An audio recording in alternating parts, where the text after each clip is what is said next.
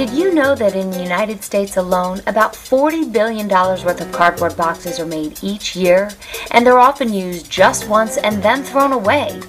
Let me walk you through the 13 steps it takes to make a new box, and then we'll compare that with the 3 simple steps we take here at usedcardboardboxes.com. It all starts by cutting down trees. This causes deforestation, erosion, requires massive fuel usage, causes pollution, and contributes to global warming.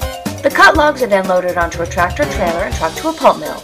This requires more fuel usage, which pollutes the air. And boy, do those trucks clog the freeways. When the truck arrives at the mill, the logs are unloaded, cut up into little pieces, and processed into a soup-like pulp. To do this, they pour in lots of water and then add chemicals, which can cause air and water pollution.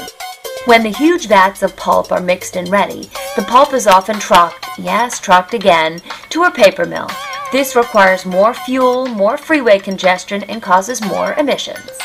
At the paper mill, the pulp is processed to become, well, paper. This requires more chemicals and electricity and can cause even more pollution. And I wonder where they dump all that contaminated water they extracted from the pulp. After the paper's actually made, it's spun into huge rolls like giant paper towels. Then, to make cardboard for boxes, these giant rolls have to be trucked to a corrugating facility. Yup, you guessed it, more fuel, more trucks on the freeway, and more emissions.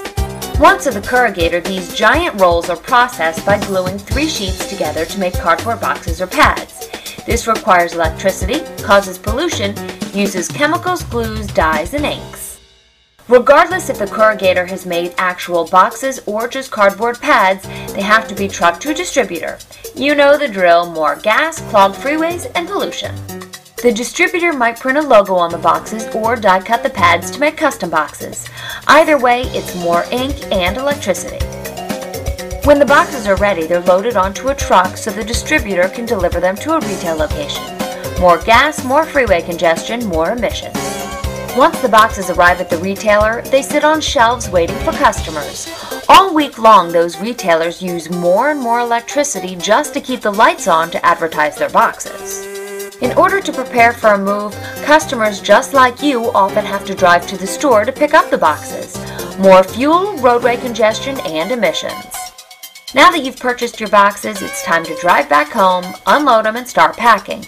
Yet another use of fuel, road congestion, and source of emissions. I don't know about you, I'm tired and I haven't even started packing. As you can see, this is an elaborate and consumptive process that places heavy demands on our natural resources. But now, have a real quick look at the 3 simple steps it takes usedcardboardboxes.com to get quality used boxes right to your door. UCB trucks quality used boxes from local companies back to local warehouses. This requires fuel and causes emissions, but we use common carriers to reduce congestion and optimize our loads. We then carefully sort, inspect, and pack the very same boxes into our convenient moving kits. This requires good old-fashioned manual labor and some electricity so we can see what we're doing. Every day, UPS comes to each of our regional distribution centers to pick up our moving kits and deliver them to our local customers. This requires some fuel and causes some emissions. But because UPS trucks are already on the road and en route to each neighborhood, our kits just go along for the ride. We selected UPS as our carrier of choice thanks to their new clean fleet, which helps minimize their environmental footprint.